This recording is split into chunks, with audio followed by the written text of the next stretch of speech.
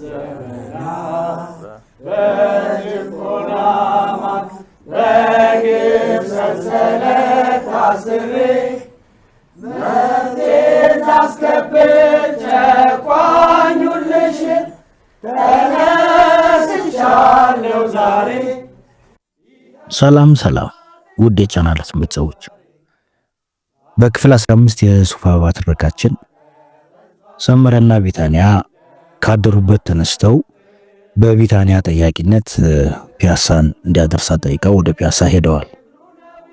ፒያሳ ደርሰው ያሰበችበት ልትወርድ ስትል ግን ያልተጠበቀ ነገር ገጥሟቸዋል። ፖሊሶች አካባቢውን ከበውታል።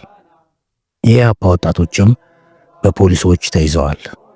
ይባስ ብሎም አንድ ፖሊስ ወደ እነሱ መጥቶ እንዲያቆሙ ጠይቋቸዋል። ዛሬስ ምን ይፈጠር ይሆን? አብረን እንከታተል። የሱፍ አበባ በሀብታሙ አለባቸው።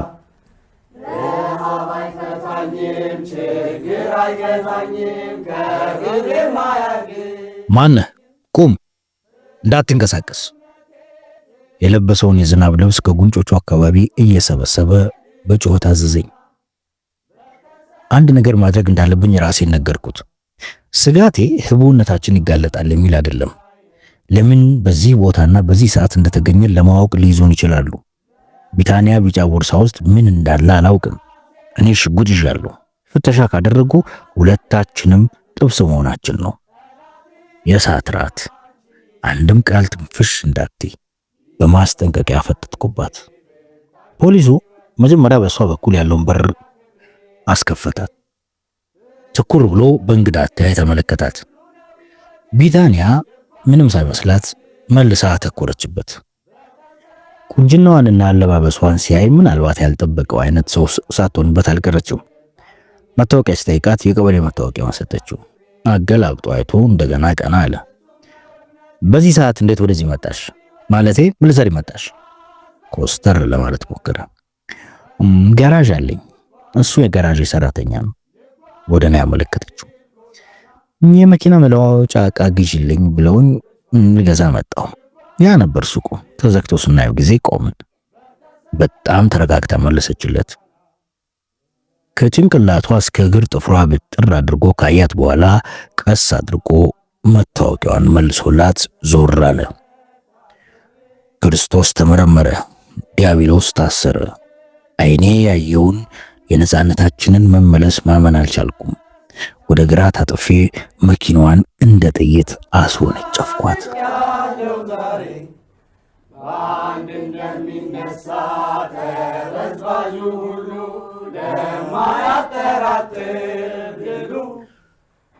ቀናት የነጎዱ ነው። ከሰዓት በኋላ ኢሳያስን መኖሪያ ክፍሉ ትቼው ወደ ምድር ቤት ወረድኩ። ለአጭር ረፍት አልጋይ ላይ ጋደም እንዳልኩ ወዲያው ልብ የሚያሸብር ዝናብ መጣል ጀመረ። አዲስ አበባን የጥፋት ውሃ የሚመስል ዶፍ ይነርታት ይዟል። ሐምሌ ከባድ ክረምት ይዞ እንደሚመጣ ወይዘሮ ማስተዋል ከልምዳቸው ነግረውናል። ከነገር የሐሳብ ማዕበል ይዞኝ ጥርግ አለ። ለኛ ለኢህአፓዎች ከአየር ጸባዩ ይልቅ ፈተናችን ፖለቲካው ነው። ጨርሶ ምቾት አይሰጥም። በደርግና በመኢሶን በኩል የሚያበሳጭ ነገር አለ። ኢህአፓን ችላ ብለው በቀበሌና በከፍተኛ ማህበራት ማደራጀት ላይ ሙሉ ትኩረት አድርገዋል። ባለፈው ሚያዝያ የማዕከላዊ ኮሚቴ ውሳኔ መሰረት ለህብረት ግንባር ጥሪ በዲሞክራሲያ በኩል መልስ ሰጠን። 5 ቅድመ ሁኔታዎችን አስቀድመናል። እነርሱ ከተሟሉልን ልንተገብር ዝግጁ ነን አለን። የተሰጠን መልስ የእድሜ ልክ ጸጸት ሆኖ ቁጭ አለ። መኢሶን ቀደመ። ኢህአፓን ለህብረት ግንባር ጥሪው ማን ጋበዛትና ነው ተኳኩላ ያቀረበችው? ይህ የኢህአፓ ፖለቲካ ቅልውጥና የግንባር አመሰራረት ሂደቱ ምን እንደሚመስል ካለመረዳት የመጣ ችግር ነው። ከሰማሁበት ቀን ጀምሮ ህመምተኛ ሆኛለሁ። ደርግማ ጭራሽ ከምንም ሳይጠፈን ዝግት ነው ያረገፍ። ስህተት ነው የተሰራው። የግንባር ጥሪው ኢህአፓን እንደማይመለከት ለማወቅ ነብይ መሆን አይፈልግም። የሻለቃ መንግስቱ ኃይለማርያምን የሰሞኑን ንግግር መተንተን የሚችል ማንም ሰው በቀላሉ ሊደርስበት አያዳግተውም። ኢህአፓን ልክ እንደ ግል ጠላት ነክሰው ይዘውታል። ከደርግና ከመኢሶን ይልቅ ያበሳጩኝ ግን የራሳችን ሰዎች ናቸው። በተለይ ብርሃነ መስቀልና ጌታቸው ማሩ ብግንን ያደረጉ ይህንን ተራ ሀቅ መስማትም መቀበልም አልፈልጉም። እናም የመኢሶን መሳቂያና መሳለቂያ አድርገው አዋረዱ። ላገባህ አልፈልግም ባለትዳር ነኝ ብላ እምቢ ያለችን ሴት ካላገባሽም ብሎ ሙዝዝ ያለ ጅላጅል ጎልማሳ ሆኖ ታዩኝ። የሚገርመው ነገር አሁንም ድረስ ደርግ ከኛ ጋር ለመተባበር ፈቃደኛ ይሆናል ብለው ማመናቸው ነው። መንጋ ነፈዝ ንዴት ያገረሸብኝ። በእኔና በኢሳያስ አይን ዘሩ ክሽንና ክፍሉ ታደሰም ከወንጀሉ ያመልጡ። ድርጅቱን ከተማ ውስጥ አግተው የደርግን አይንና ጥርስ እያየ የሚያድብ ደካማ ተቋም አድርገውታል። ደርግ ኮስተር ሲል ሊፈጀን ነው ይላሉ። ፈገግ ሲል ደግሞ ኢህአፓዎችን የፈራን ይመስላቸዋል። እንደ እንጀራ ልጅ የአሳዳሪን ፊት አይቶ ማደር አስቀያሚ ባህሪ ነው። ከቅርብ ጊዜ ወዲህ ግን እኔም ሆንኩ ኢሳያስ ሌላ ጥርጣሬ እየተሰማን ነው። እነዚህ ሰዎች ምናልባት በየራሳቸው መንገድ አሲምባ መሄድ ሳያስፈልገን እዚሁ በአጭር መንገድ ለስልጣን እንበቃለን ብለው በሚስጥር ድርድር ጀምሮ ይሆን እንዴ? ይህንን እንድንጠረጥር ያደረገን አንድ በቂ ምክንያት አለ። በሁለቱም በኩል በየጊዜው የምናየው የአቋም መዋሸቅ ነው። ብርሃነ መስቀል ለምሳሌ እነ ተስፋዬ መኮንን ይህ አሰን ከድተው ሲመጡ የሞት ፍርድ እንዲወሰንባቸው አድርጓል። እሱ ይዘውት በገቡት ጠመንጃ አሳበበ። ደርግም በበኩሉ የባሰው ጅል አይደል ከልብ ገብተዋል የሚላቸው ከነጠመንጃቸው ከገዱ ነው። ይህ ከሆነ ታዲያ ብርሃነ መስቀል ዛሬ ምን ተአምራት ሆኖ ደርግ ከፍ ውስጥ ካልገባ ነው የሚለው? ምንም የሚያሳምን ምክንያት ማግኘት አልቻለም። በሌላ በኩል የዘርኡ የተስፋዬ ደበሳይና የክፍሉ 3 ማዕዘን አመራርም ፍላጎቱ በትክክል ምን እንደሆነ ማወቅ ከበደ። ከደርግ ጋር አብሮ መስራት አለመቻላችንን ርዕዮተ ዓለማዊ መሰረት አለው ብለው አመኑን በል። ይህ ከሆነ ታዲያ ማዕከላዊ ኮሚቴው አዲስ አበባ ውስጥ ያሸመቀው የማንን ድስት እያማሰለ ነው?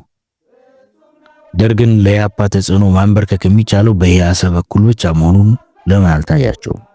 ለዚህ ጥያቄ መልስ ማጣታችን ነው እንግዲህ ወደ ሌላ ጥርጣሬ ወሰደን። ወደ ቤተ መንግስት ዘው ብሎ የሚያስገባ ክፍት መስኮት ታይቷቸው በሚስጥር ድርድር ይዘው ይሆን? እንደገና ተጨነቅን። የአሻጥር ንድፈ ሐሳብ ሁልጊዜ ንቃተ ህሊና ተደርጎ መያዝ የለበትም። ኢህአፓንም ያክል ግዙፍ የፖለቲካ ድርጅት ምክንያታዊነት እና መረጃን ያስተሳሰቡ ምሰሶ ማድረግም ይኖርበታል። አንዳንዴ ግን የፓርቲ ፖለቲካ ልምዳችን ማነስ የሚፈጥረው የግንዛቤ እጥረት ይኖራል። በዚህ ጊዜ የአሻጥር ንድፈ ሐሳብ አይጠቅምም ማለት ሞኝነት ነው። ወደ አውሬነት ሊመራ የሚችልበት እድል እንዳለ ማየትም ተገቢ ነው። ያልጠረጠረ ተመነጠረ ነው ወዳጄ። ከኢሳያስ ጋር በቀላሉ የተግባባ ነው። ዝናቡ ትንሽ ጋብ ያለ ሲመጣ ስራ ለመግባት ተነሳው። ጫማዬን እያደረኩ ያለው ግን ኢሳያስ ወደ እኔ ለመምጣት ደረጃውን ሲወርድ አየሁት። ሲጋራውን እያወነ ነው የሚመጣው። ሰውነቱ ተለዋውጧል። የበለጠ ተጎሳቁሎና ጥቁርቁር ብሎ ታየኝ። እረፍት ማጣት፣ ለምግብ አለመጨነቅና ሲጋራ ተባብረው አዳክመውታል። ለሱ ይሄ ምንም አይደለም። ለሱ ዋናው ነገር ኢህአፓ ነው። ቅልጥሞቹን ሰርካ እያደረገ መጥቶ ስሜን እየጠራ አልጋው ላይ አጠገቤ ቁጭ አለ። ዋ እኔ እኮ ምን ማድረግ እንደምንችል ግራ ገባኝ ብሎ ምን እንደተፈጠረ ስጠይቀው ወደ ጉዳዩ ገባ። አንተ ወደዚህ እንደመጣህ ዘሩና ዮሴፍ አዳነ ከሁለት ደርጎች ጋር መጥተዋል። ወደርግ የኢህአፓ ኮሚቴዎች መሰሉኝ። ወርሃዊ ስብሰባ ሳይሆን አይቀርም። ምን እንደተነጋገሩ እንደሆነ ታውቃለህ? ሲጋራውን ማቅ አደረገ። ያው ቀፋፊ አሻጥራቸውን ይሆናላ። ሻምበል ሞገስና ሻምበል አማን እንደሚሆኑ እያሰብኩ ከተጋደምኩበት ቀና አልኩ። አረ ከዛም በላይ ይሄዱ ነው ሰዎቹ። የደርግን መዋቅር ሻለቃ መንግስቱን ለመቆጣጠርና ለኢህአፓ አመቹ እንዲሆን አድርጋችሁ እንደገና አዋቅሩልን ብለው ፕሮፖዛል በቁም ነገር ጽፎ ሰጣችሁ አለኝ በቅሬታ። ንዴቴ ብልጭ ያለብኝ ወዲያውኑ ነው። ኢሱ እኔም እንዳንተ ጨንቆኛል። እነዚህ ሰዎች ድርጅታችን ወዴት እየመሩት ነው? ተመልከት። በአንድ በኩል ደርግና መኢሶን ሊፈጁን ነው ብለው የጦር ዝግጅት አጀንዳ ለሰሞኑ ስብሰባ ይዘዋል። በሌላ በኩል ቅድመ ሁኔታዎች ከተሟሉልን ከደርግ ጋር አብረን መስራት እንችላለን የሚል ይፋዊ መግለጫ ሰጥተዋል። ይኸው አሁን ደግሞ የደርግን መዋቅር እንለውጥ እያሉ ነው። ይሄ ሁሉ የሚሰራው እንግዲህ የመጀመሪያው ህዝባዊ ጦርነት የሚለው ዓላማ ተረስቶ ነው። ኢአሰ ተረስቶ ነው። ጥቂት የደርግ አባላትን ስለመለመልን ቀስ በቀስ ሁሉንም ይዘን መንግስት ለመስራት እንጋበዝ ይሆናል የሚል ጅላጅል ምኞት ይዘው ነው። በቁጭት ተጠበስኩ። ኢአሰንማ መጫወቻ አሻንጉሊት አድርገውታል። ሲጀምር ልክ እንደ ክፉ ቀን መደበቂያ ነው ያዩት። እዚህ ከተማ ላይ ሞክረን ካልተሳካ አማራጭ ይሆናል ብሎ ነው እኮ። ሁለተኛ አባላት ወደ ኢአሰ የሚሄዱት እንዴት ነው? ጦርነት የፖለቲካ ዓላማ ማስፈጸሚያ አንድ ስልት ነው በሚል እምነት ነው። ለወታደራዊ ተልዕኮ ብቃት አላቸው ወይ እየተባለ አንዱ የፓርቲውን ተግባር እየታየ ነው ሰዎች የሚላኩት አይደለም። ከተማ ደርግ የነቃባቸው ነው የላኩ ያሉት። ኢሳያስ ረስቼ የነበረውን ብሶት ቀሰቀሰው። ትክክል ነው። ኢአሰን እንደ ቀይ ጦር አስኳል አላዩትም። ብርሃነ መስቀል በለው፣ ዘርኡ ወላ፣ ተስፋዬ ደበሳይ ሁሉም አንድ ናቸው። እንደ መጠላጣቢያ ነው የሚቆጥሩት። ተመልከት። አሁን ደግሞ የገንዘብ እጥረት ሲያጋጥም ኢአሰ የወልዲያን ንግድ ባንክ እንዲዘርፍላቸው እቅድ አውጥተዋል። ጓድ ተስፋዬ ይህንን ሊያስፈጽም ሄዱ ነው። አንተ ሲዳሙ ሄዳል ነበርክም መሰለኝ። የሆነ መንግስት ጠመንጃ ግምጃ ቤት እንዘርፋለን ብለውም አቅደዋል። ሰንዳፋ ያሉ መሰለኝ። እነ ደጀኔ 24 ሰዓት ሙሉ ስልጠና ላይ ናቸው። ህዝባዊ ጦርነት አድርገው በጀግንነት መማረካቸው ነው። ይሄም እንዳልከው ከተማ ውስጥ ከመዘፍዘፍ የመጣ የስንፍና እቅድ ነው። በግርግር መሃል አንዱ ቢያዝ አለቀ። ኢሳያስ የነደደ ስሜቱን ተቀላቀለ። በኢአሰ ጉዳይ ማዕከላዊ ኮሚቴው ስለሚከተለው ፖሊሲ ቅሬታዬን አነሳውለት። በጣም ያናደኝ ደግሞ እነርሱ ኢአሰ የሚሉት ጦር ከከተሞች ሄዶ ጠበንጃ የታጠቀውን ኃይል ነው። አማርኛ ሲናገር የእንግሊዝኛ ቃላትን የሚሰነቅረውን የከተማ ልጅ ነው። የአካባቢውን ገበሬ ወደ ሰራዊቱ ድርሽ እንዳይል አድርገውታል። ያለ ገበሬ ሰራዊት ኢህአፓ እግሩ የተሰካ እሾ መንቀል አይችልም። እኔ ለማን ነፃነት እንደምታገል ቸገረኝ እኮ ምርር ብዬ ተናገርኩ። የማስታውሰውን ያህል እና እኔና ኢሳያስ መሪዎቻችንን ስም እየጠራን እንደዚህ አምተን አናውቅም። ይህንን የጀመርነው እነርሱ በአዲስ አበባ ጉዳዮች ተጠምደው ኢአሰን መርሳትና ስለ ጋራ ግንባር ማውራት ከጀመሩ ወዲህ ነው። እኔ በተደጋጋሚ አዲስ አበባን የመልቀቅ ሐሳብ ማንሳቴም ደስ እንዳላሰኛቸው ዘርኡ ኢሳያስን ፍንጭ ሰጥቶታል። ብዙም አልተጨነኩም። ቅሬታችንን ይዘንም ቢሆን ከኢሳያስ ጋር ደጋግመን ቃል የተገባባንበት ስምምነት አለ። በጭራሽ አንጃን ፈጥረም አይፈጠርም ብለንም ተስፋ እናደርጋለን። ከተፈጠረም እናወግዛለን እንጂ ማንንም አንቀላቀልም። ድርጅታችን መሳሳቱን እያወቅንም ቢሆን ድምፅ ብልጫ ያገኘን ውሳኔ እናስፈጽማለን። አንጃ ማለት 2-3 መሞት ነው። የማይለወጥ ቃላችን ነው። አሁን ግን ስጋት እየገባኝ ነው። አንድ ግዙፍ ድርጅት ከተማ ውስጥ እንደ ትራፊክ መብራት ተተክሏል። ይህ መጎለት ብዙ እንደሚሆን በብርሃነ መስቀል አቋም መዋዠቅ እያየሁት ነው። ብርሃንን ሳውቀው እንደዚህ አይነት ሰው አልነበረም። 2-3 በዲሞክራሲያ ታትሞ የሚወጣ መጣጥፍ ሳዘጋጅ አማክሬዋለሁ። በሶስቱም ጊዜ ያላገናዘብኳቸው አደገኛ የጽንሰ ሐሳብ ስህተቶችን ሰርቼ ነበር። ስህተት ያሰራኝን የግንዛቤ ጉድለት ሲያስረዳኝ በብቃቱ ተደንቄያለሁ። አሁን ያ ብቃት ደብዝዞ አልታያለኝ። በዘርኡ ወደ 4 ኪሎ ቤተ መንግስት ማንጋጠጥ እየታዘብኩት ነው። ይህ ሁሉ ሆኖ ግን ስለ አንጃ ከስጋት የዘለለ ስወዘወዝ መክረም አልፈልግም።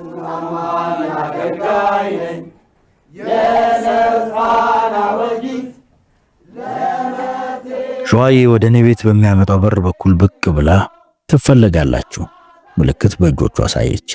ኢሳያስ ፈጠን ብሎ ሄደ። ኢሳያስ ሲሄድ አይምሮዬን ወደ ቢታንያ አሻገርኩት። አጭሩ የልጅነት ህይወቴ እንደ ኢትዮጵያ ታሪክ በጸጸትና በቁጭት የተሞላ ነው። በሰሞኑ ለውጧ በጣም ተከፍቻለሁ። በላብ አደሮች በዓል ላይ እንድትገኝ ካደረጓት ወዲህ እምነት አጥቻለሁ። የአካል እንቅስቃሴ ብላ የምትሄደውም ነገር አልተወችም። ፖለቲካዊ ዓላማ ያለው መሆኑን ግን እስካሁን አላመነችልኝም። ሌላ የጸጸት ገፈት እንዳልጋት ፈራሁ። ብርክቲን ባጣ ቢታንያን አግኝቻለሁ ብዬ ራሴን አታልዬ የማልፈው ነገር ሊሆን አይችልም። ሸዋዬም ሲታያት መቼም አንደበቷ ማር ያዘንባል። ከኔም ከቢታንያም የታዘበችው ነገር አለ። ሲመቻት ለሷም ለኔም በተናጠል ምክር ቤት ጣል ታደርግልናለች። ያለችንን ስንነጋገር ያዝናናናል። እናንተ ሁለት ቆንጆች አያያዛችሁ አልተመቸኝም። በዚህ አስቸጋሪ ጊዜ እንደዚህ በፍቅር አብዳችሁ በኋላ አብረን እንሙት እንዳይመጣ። ከፊል ድርጅታዊ አነጋገር መሆኑ ነው። በበኩሌ እንደ ሟርታ ላየውም ደህንነታችን በድርጅታችን ብቃት እንደሚወሰን ይገባኛል። የመስፍን ሀብቱ የሱፍ አበባ ገጠመኝ ጊዜው አልፈዋል ብዬ አምናለሁ። እዚህ ነጥብ ላይ ስደርስ አይምሮዬ 90 ዲግሪ ታጠፈ። በሚገርም የትኩረት ጥልቀት የሱፍ አበባ ተክል ላይ ሐሳቤ ሁሉ ተጠምጥሞ አልወርድ አለ። የሱፍ አበባ የሱፍ አበባን በልጅነቴ በደንብ አውቃታለሁ። የራሷ መለያ ባህሪ ያላት፣ በቁመቷ ከሌሎቹ የአገዳ ሰብሎች በጣም ረዥሟ ናት። በዚያው መጠን ግን በጣም ቀጭንም ናት። የአበባዋ ክፍል ፀሐይን ተከትሎ ከምስራቅ ወደ ምዕራብ እንቅስቃሴ ያደርጋል። እንዲያውም ዋናው መለያዋ ይሄ ሳይሆን ይቀራል። አዎ፣ በበኩሌ እንዲህ አይነት ባህሪ ያለው ሌላ ተክል አላውቅም። የሰዓሊው ቫን ጎህን ትኩረት የሳበውም ይሄ መሆን አለበት። የሱፍ አበባ ጥሬንም ታመርታለች። ጥሬውም አበባዋን አጅቦና በአበባዋ ተከልሎ ፀሐይን ይከተላል። የሱፍ ጥሬ ራሱ ይበላል፣ ተጨምቆም ዘይትን ይሰጣል። ታዲያ ከሞት ጋር ምን አገናኛት? ያነሷትን ጥያቄ በቅጡ ሳላጤነው ሸዋዬ ብቅ አለች። ቀና ብዬ ሳያት ፈገግ አለች። ወይ ስለ ቢታንያ ወይም ስለ ብሩክታይት አንድ ነገር ልትለይ ነው ብዬ ገመትኩ። አንተ አላምረው ይሄ ድርጅት ስራ ባለትዳር መሆንህን አስረሳህ አይደል? ምን ነው? ምን ተፈጠረ እንዴ? መልሰ ደግሞ ትጠይቀኛል? ቢታንያ ለምሳ አልመጣህም ብላ እብድ እየሆነችልህ ነው። ለስራ ከከተማ ወጥቶ ነበር ብላት ባታልላት አልሰማም አለች። ፍልጥ ይዛ እየጠበቀችው ነው። ስታንጎራድድ ይታየኛል። ሸዋዬ ከልቧ ሳቀች። በል አንድ አፍታ ብቅ ብለ ይቅርታ በላት። እንክብካቤ ማትመች አስቸጋሪ ባለ።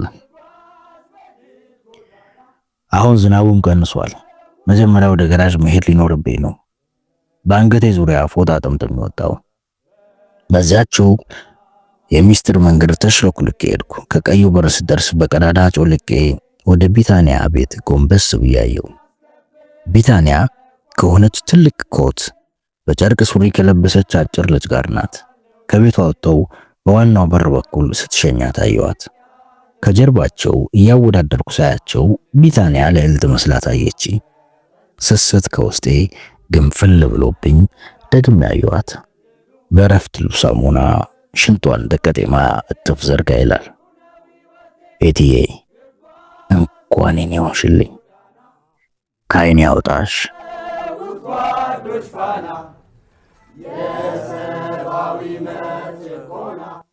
የምትሸኛትን ልጅ በሆነ አንድ ነገሯ የማውቃት መሰለኝ።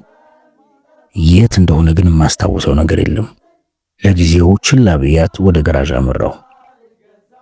ገራዥ ስገባ በድንጋጤ ልቤን ትርትር ያደረገ ትርኢት ገጠመኝ። እስከ አፍንጫዋ ድረስ ከምር ጭቃ ያዋጣት የህዝብ ድርጅት ጉዳይ ጊዜያዊ ጽህፈት ቤት ኒሳን ሽፍን መኪና ገብታ ቆማለች። ታርጋዋን ገልመጥ አድርጋ አየሁት። ሲዳሞ ክፍለ ሀገር መሆኑን ሳይ ልቤ ወደ ቦታዋ ተመለሰች። ከምጠላው የመኢሶን በስተቀር ሌላ የመንግስት መስሪያ ቤት ከማይዛቸው አዲስ መኪናዎች አንደኛዋ ነች። ያልጠፋው ሞተሯ ይላል። ጎይቶም ለባሲ በአጋጣሚ ከሜክሲኮ መጥቶ መኪናዋ ስር ገብቶ ይመረምራታል። ከደቂቃዎች በኋላ ጎይቶም የኒሳኗን ሹፌር እየመራ ይዞት ወደ ቢሮ መጣ። የነ ሰው በላው ሹፌር አልኩት በሆዴ። ጎልማሳው ሹፌር እንደ ባለስልጣኖች ሁሉ ደረቱን በእብሪት ነፍቶ ያየሁት መሰለኝ። የደርግ ካድሬዎች ከቅርብ ጊዜ ወዲህ እንደ ደንብ ልብስ የሚለብሱትን ቡላ የኩባ ወታደራዊ ቱታ ለብሶ በተለምዶ ማኦ የሚባለውን ቆብ በጭንቅላቱ ላይ ደፍተዋል። ልክ ካድሬዎቹ ራሳቸውን መስሏል። ሰላምታ ተለዋወጥን። ወደ አሁኑ ስራ ከመግባቱ በፊት የግለሰብ ሹፌር እያለ የገራዡ ደንበኛ እንደነበር ነገረኝ። ፊቴን ወደ ጎይቶም ስመለስ ስለ መኪናዋ ይነግረኝ ጀመር። ጋሽ መኪናዋ 3 ብልሽት አለባት። አሚዚሬተሯ ከጥቅም ውጪ ነው። የፍሬንሸሯ ተቃጥሏል። አብዛኛው የማርሹ ጥርስ ረግፎ ስፓናቶ ሆኗል። የነዳጅ መሳቢያውና የኤሌክትሪክ ስርዓቱ በሙሉ ተዛብቷል። ኮረቸራው መቀየር አለበት። ጎይቶም ሌሎች ብልሽቶችን ጨምሮ ከነገረኝ በኋላ እቃዎቹ በሙሉ በአዲስ የሚቀየሩ ናቸው። ችግሩ ግን መለዋወጫቸው በቀላሉ አይገኝም። ስለዚህ በረዥም ቀጠሮ የሚሰራ ነው አለኝ። የ10 ወራት ቀጠሮ ብሰጥ ትስማማለህ? ሹፌሩን ጠየቅኩት። አሁን በጀት መዝጊያ ነው፣ በኋላም ቶሎ አይደርስም። እዚሁ ብትቆይ ይሻላል። ይሄንኑ ላለቆቼ እነግራቸዋለሁ አለኝ።